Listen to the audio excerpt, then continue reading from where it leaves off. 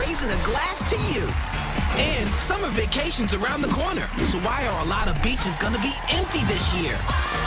Grammy and Oscar-winning superstar John Legend is showing you how his brand new reality competition is getting contestants to sing it on.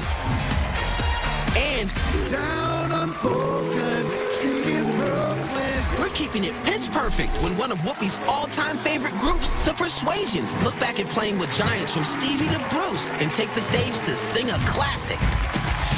This is The View with Whoopi, Nicole Wallace, Rosie Perez, and today Raven Simone and Mario Cantone hit the co-host chairs.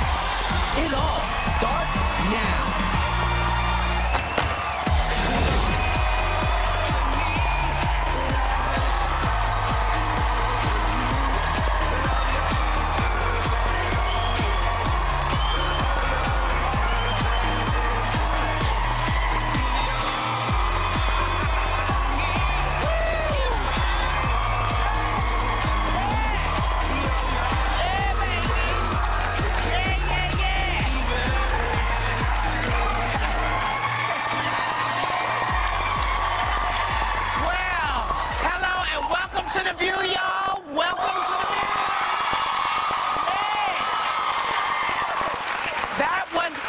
By the fabulous John Legend, who is here today.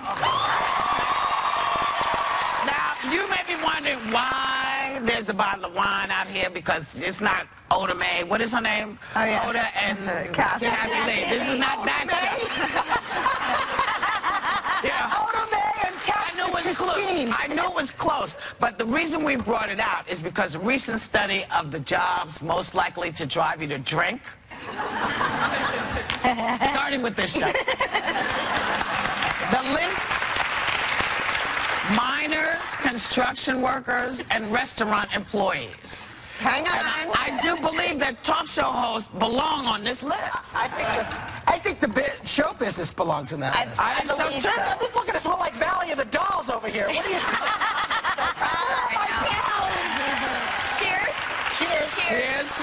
Cheers. No, I got a show. Cheers, yeah. Yes, Broadway discipline.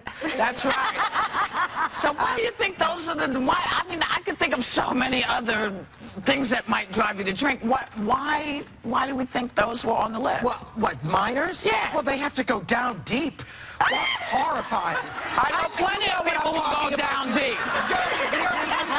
I've never had to get people wanting to go down deep. I don't know what you mean. No, but I mean, don't you think that's a scary job to have to go that far down into the... they're like soldiers to me, those guys. I don't know if you want to be toasted going down into the dark. See, I want to be straight. No, they need to drink afterwards. Don't you think they need to drink after? Come up. Oh, I see. Yeah, come up. You can't drink down there. Wait. We are not talking about drinking on the job. We're talking about drinking afterwards. Because that's the kind of person. That's why you can't hire me. How about this? A married mom wrote to an online advice column, Dear Prudence, because she says her kids are out of the house and she still loves her husband, but she really wants to live alone. Now, the column advises that she settle for a solo vacation now and then see how it feels. Can anybody relate to this? I can totally relate. There's a line in Fish in the Dark in the play that she's in on Broadway that you can see. Where this wonderful actor Jeff says to Larry David's character, he says, "Do you want to get married again?" And Jeff says, "Yeah, I don't want to die alone. I want to live alone. I just don't want to die alone." And and there's something to that. You know, and me doing the play, doing the View, sometimes my husband and I'm like, I can't stand it because I need to go to sleep at an early hour. Right. And I said, shut off the television, shut off the lights, let's go to bed. He goes, okay. I roll over and I peek, and he's like sneaking the television back on.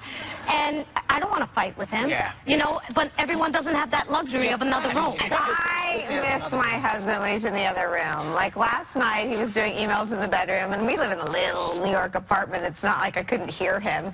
But I was like, why aren't you in the room with me? I mean, maybe you have different things that go on. You've got a very intense work situation. I love to cuddle. I love to cuddle, but I like to decorate my own. I like to decorate my own space. I like to be in silence. I want to spread out. I have to fart. Censorship on television. And I don't have to hold it in when time with someone if I'm by myself. You know, just let it out. Yes, I know. Listen, I live alone, and that's why. See, Because it smells like me.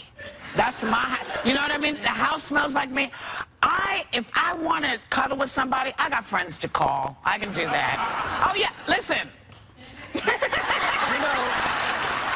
Mario! I'd cuddle with you. Jerry would give me a hall pass to cuddle with you. I'm a good cuddler. I know you. But about 20 minutes in, you got to go. No, I agree. I agree. I sleep with my husband, and it's like, obviously. Yeah. But we have another room. If he's snoring, I'm like, go in the friggin' loft. Go. Go. Or he has to get up. I mean, we have that separate room thing, too, and I think it's important to have. I'd say temperature differences are the one thing I can understand dividing couples into two different rooms, because my husband likes it like 62, and that's a little drafty and cold for me. And I can see, like, that's one thing we fight about is this thermostat. You know what? In an interracial relationship, Jerry is always cold, and I'm always hot. People think the problem is race. No, it's temperature. I agree. It's temperature. You know, the summer kicks off this week, but almost half of American workers will be working through it, like us. Did you know that 42% of us do not take vacation days? That's why we drink. That's ridiculous. I think people need to explore the world you live in, get out of your community, because then you can open your views to other things, and maybe a little bit smoother things can go on, and maybe some smoother topics can go on in the world when you start looking at what other people are going through instead of being confined into your own space. And especially in America, I'm always around looking at other cultures, viewing my country, and then I go away, and I'm like, well, I don't see any Americans anywhere. Like, go sleep. We gotta eat. You know, that's it. That's the number one thought in our heads. We can't take vacations because, one of the things that we've been indoctrinated with is that if we don't do that, if we stay, we won't get fired. Right. You know, and that's everybody's fear, because there's no work, you know, and the media tells you there's no work, there's no job, there's nothing. And you think, oh my God, I'm going to hold on to mine. And yeah, I will work. Oh man, river. You know, there you are, working. But the truth is, you have to take a break. You got to take at least a day a week. You have to. You have to. And you probably do a better job at your job if you took a break. Downtime is so important. Yeah. And I don't feel guilty about downtime. Yeah. I take my downtime. You go to Europe, you try to get something to eat between 1 and 5 in Italy. The Italians are like, we are not here. Go away. We're tired. Well, that's kind of what's happening here, because we're going on our break. That's our vacation. We're going on our break. We'll be back with more Hot Topics. Forget about Jaws. Did Mom have you more terrified of swimming after you ate? The truth behind the biggest summer myths. Next. Hey, welcome back. Here's some fun stuff you may not know about. It's called the so-called facts that pop up every summer. But are they really facts? Let's find out. Nicole? All right, you guys guess. I'm going to tell you something, and you decide if it's a myth or truth. You ready? All right, should you climb a tree if you see a bear? Mom, listen up. No. I don't even know how to climb a tree, so. All right, so you're eating. Does a bear take a dump in the woods? I have Was that a yes or no? I don't know. You are terrible at this game. Never run or climb. Remain calm and stand still. Slowly back away and talk to the bear in a monotone. Talk to the bear? What am I, Mowgli? Yeah, Really? This is one that I seriously believed until I read this. Do you have to wait an hour after eating before swimming? No, you don't. And I'm really pissed off because I had a pool and I would wait an hour. I wasted hours waiting to go in. You should definitely wait before you do any super heavy, strenuous work, because I was on tour. I would throw up on stage. But would you really get a cramp and drown? They used to scare the crap out of me. Those Italian women, you're going to drown. If you don't know how to swim, yeah, you can get a cramp and drown. Yeah, but if you eat and you go in the water right afterwards, you're going to get a cramp? It depends. If you have a giant Italian dinner, no, I don't think you should do that before you get in the pool. Meatballs, some mozzarella, Come up. Yeah. Okay. Can you get a sunburn underwater? Yes. I I knew that was true. My son's always like, no, don't spray me. That's He's true. like a magnifying glass. He's three. He don't know anything. Don't listen to him. I do. It's so crazy. Okay, this will settle a fight with me and my husband. Are mosquitoes attracted to some people and not others? Yes. Yes. I have sweet I blood. thought he They was love just me. fussy. He's like, they're after me. I'm They like, are the bane of my existence during the summertime, and that's why I like they must be winter. Democrats. No, I get. No, you're not, because they're they not, don't 'cause like me either. They don't like me, and they will. A mosquito could be in this room, Right. will not bother anybody but me. Yeah. Really? Mosquitoes, Yes. there's the word is out in the mosquito community about me. Yeah.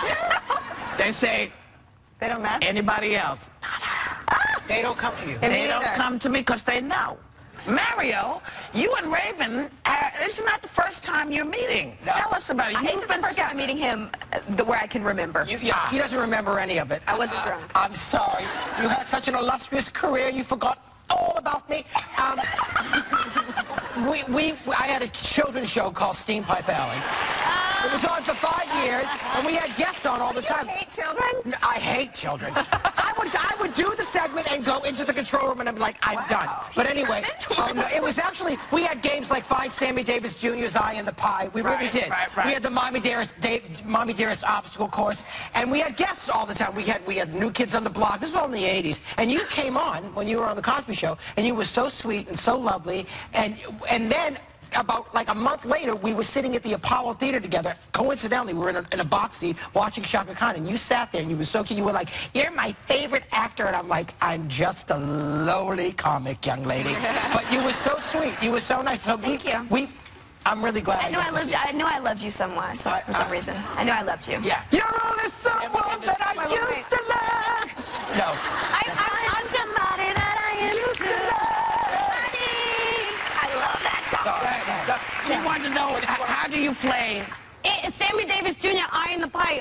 That's rude. Yeah, Are you it was. talking about his glass eye? Yeah. Oh, Yeah. God. Yeah. Oh, God. Yeah. But, you know, and I met him, and he was, like, cool about it. He was like, I don't know what's so funny about my eye, but he was actually okay about it. And He made the best jokes. He He was made cool. the best jokes Cool about guy. himself. He was a wonderful, wonderful man.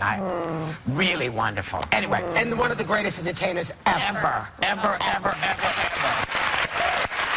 So, there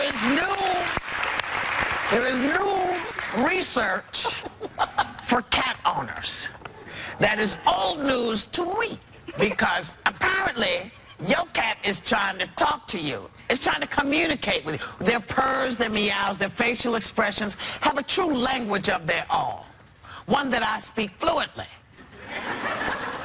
Here's what my cat, Oliver, is saying to me when I caught him cleaning himself.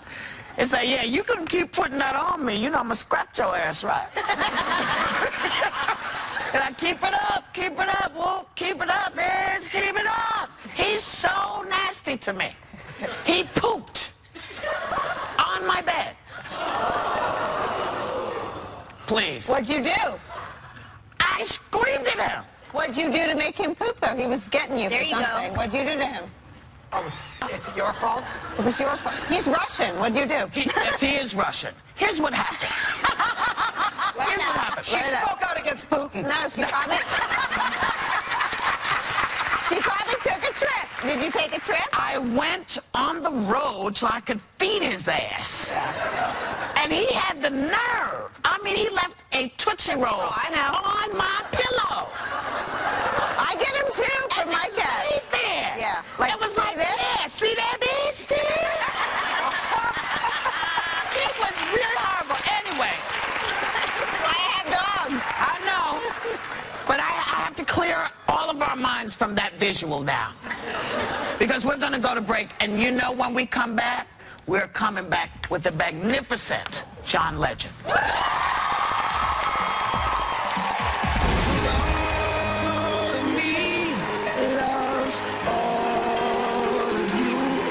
Think John Legend and wife Chrissy Teigen were hot in the video All of Me? Then you're not going to believe the sequel right after this. Right? But now he's had to make a little room on his mantle because he just got his first Oscar. Please welcome the fabulous John Legend.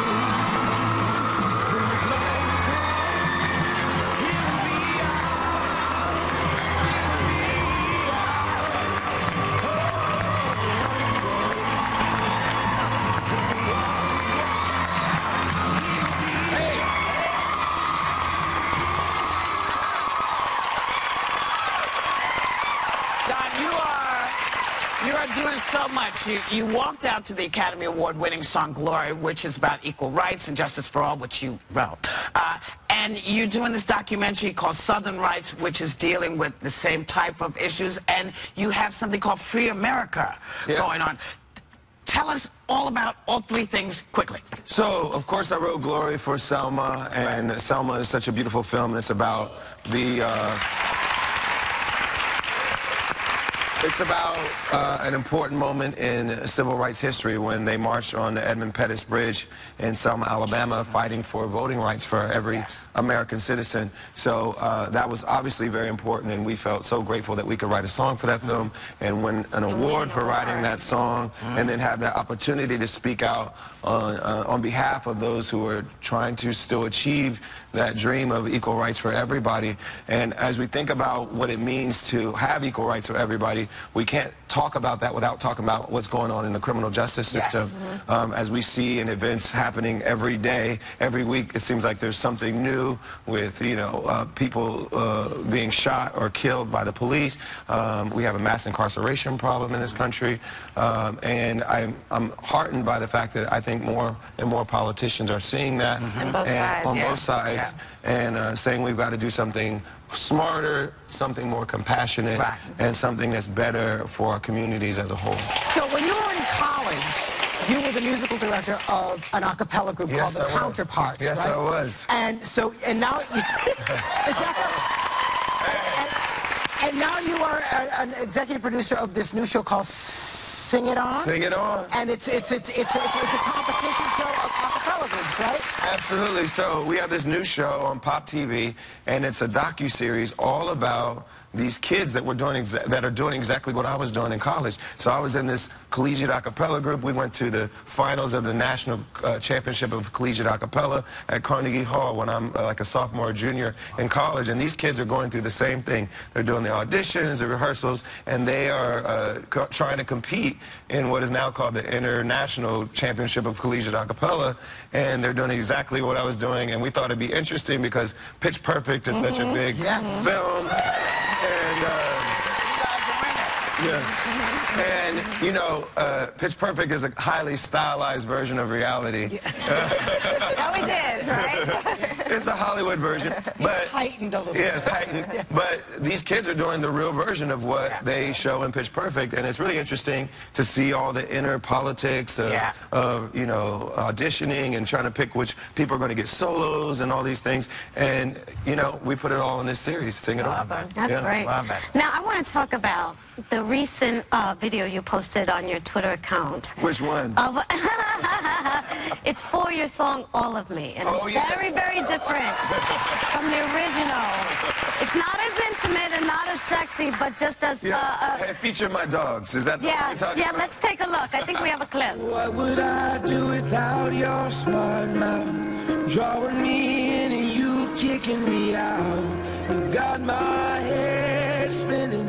No kidding, I can't pin you down.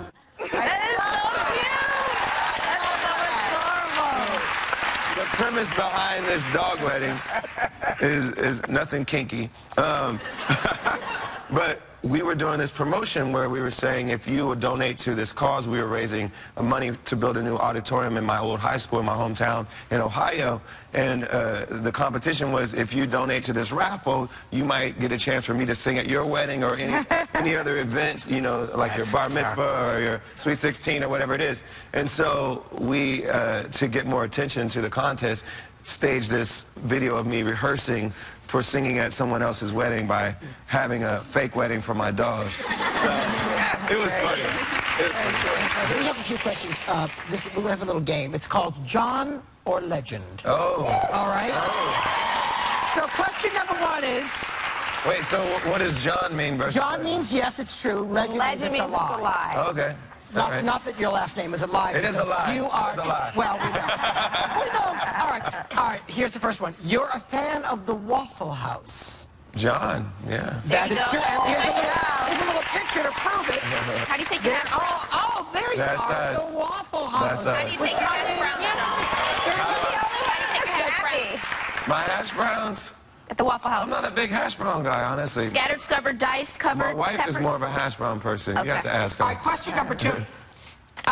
You and Common may have won an Oscar for Glory, but the two of you recently had a serious battle. John or Legend? It's John. We had it on Lip Sync Battle. Shocked that you did all this rap. Yes. She was kind of like thrown off. She was thrown off by it. I should have won. I should have won.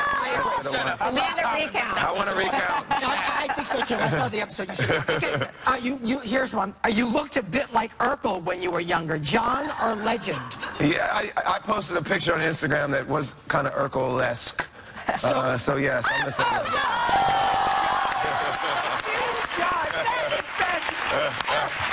I'm now Stefan Urkel though.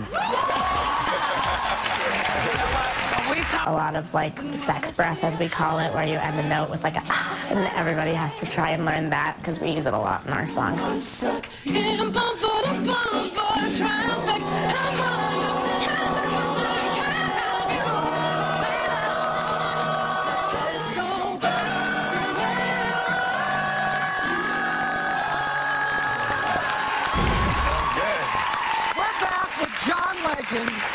Whose new reality show, Sing It On, follows hopefuls who want a shot at the International Championship of Collegiate Acapella. Please welcome 2 of the groups from Northeastern University in Boston, Massachusetts, the Nor'easters and Pitch Please.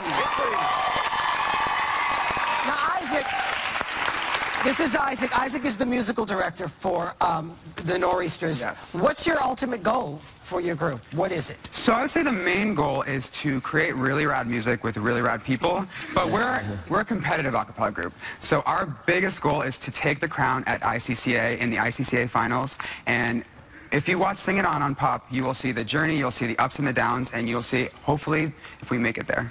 So you want to take that crown? We want to take that crown. Not rip it off the head, you do it with your talent. Sing out, Louise! Now, you guys already sang for the president and the first lady? We did. I mean, How did this happen? All right, being in an a cappella group these days is more relevant than ever before. And that's the perfect example. We were invited to sing at the White House Christmas Gala in 2013, and we got to give a private performance for the President and First Lady. I mean, we were literally pinching ourselves. I'm still pinching myself. It was unbelievable. That's cool. All right, Callie, this is one of the first all-female a cappella groups, or it's the only one on campus? There's one other. There's one other one. We're the best. But you bitches. All right. So, have there been any challenges being all-female? There are. All-female a cappella groups get a really bad rap for either being very cutesy or too sexy and powerful. And so we created Pitch Please, hoping that we could show that it's okay to be powerful and strong and still be competitive as females. Yes. Where is Bijal and Rachel? Hello. Guys, first of all, I need to know, you have a style of all your own. What's going on here? Yeah. What do you do? We can demonstrate if you'd like. Please, I would love to know. All right.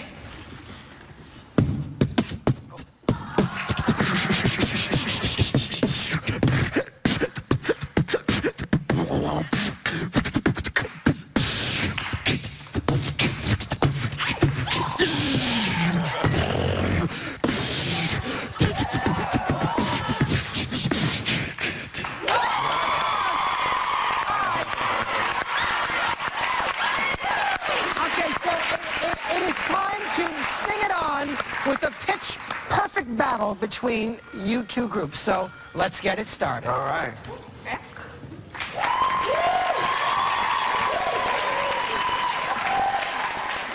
Do you remember the 21st night of September? Love is changing the minds of pretenders while we're chasing the clouds away.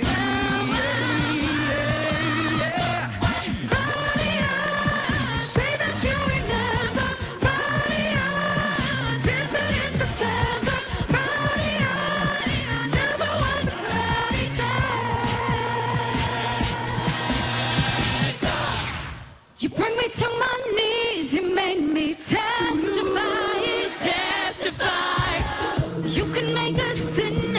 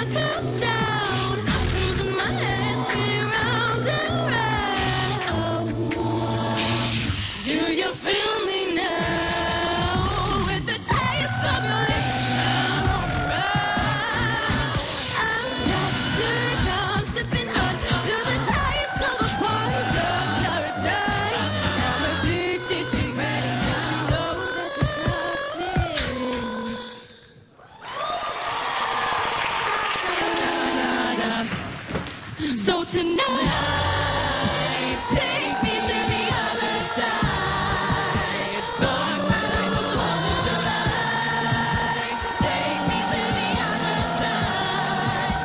I see that sexy look in your eyes, and I know we ain't friends anymore. If we walk down this road, we'll be lovers for sure. So tonight, kiss me like it's you or die. I said, take me to the other side. Take that money and watch it burn. Sink in the river, the lessons I've learned. Take that money and watch it burn. Sink in the river, the lessons I've learned. Everything that kills me makes me feel alive.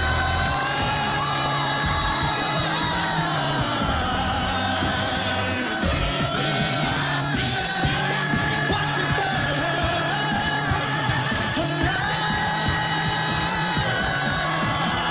Take that money and watch it burn. Sink in the river, the lessons I've learned.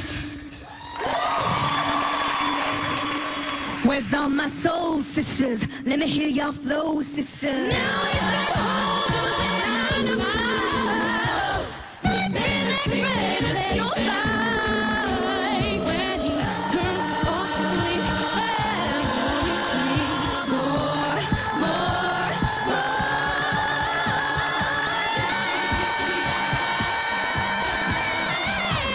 Get yeah, yeah.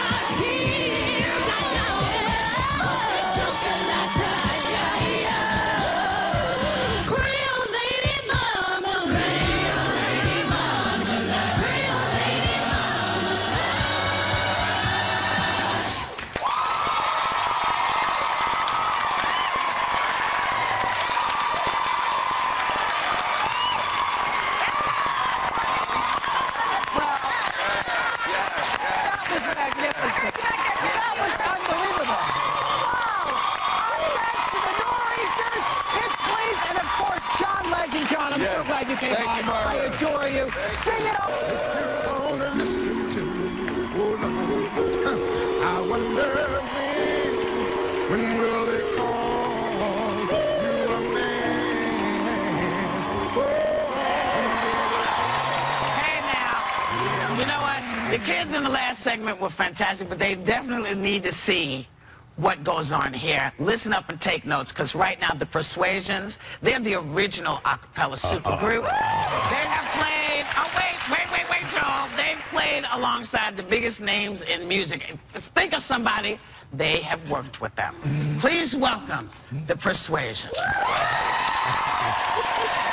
You know, so the group has been around for over 50 years, which I didn't. 53. Yeah, you know. And so Jimmy Hayes, J. Otis Washington, you're the two founding members. Introduce us to the rest of the group. Dave Rebels, Raymond Sanders, Cliff Dawson. So we just saw you singing Buffalo Soldiers, but not Bob Marley's version. No. Tell us a little bit about that. We got that version from the Flamingos. Oh, from the Flamingos. Wow.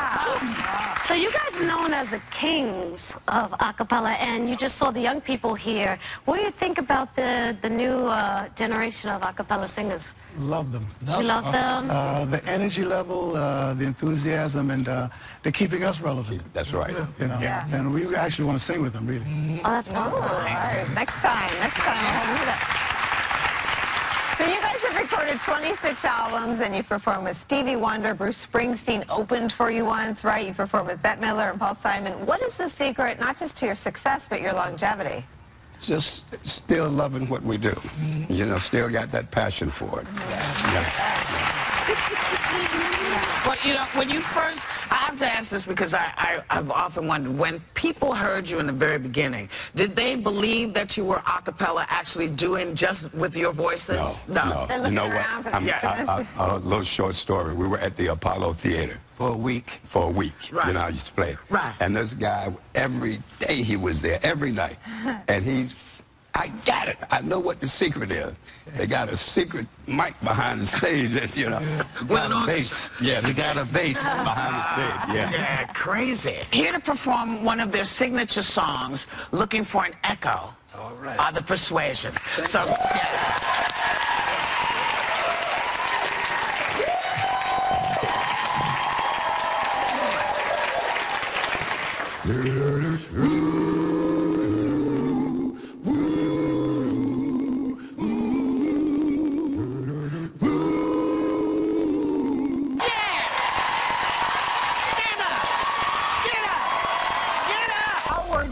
Center for the Arts at the Parker Playhouse in Fort Lauderdale, June 13th.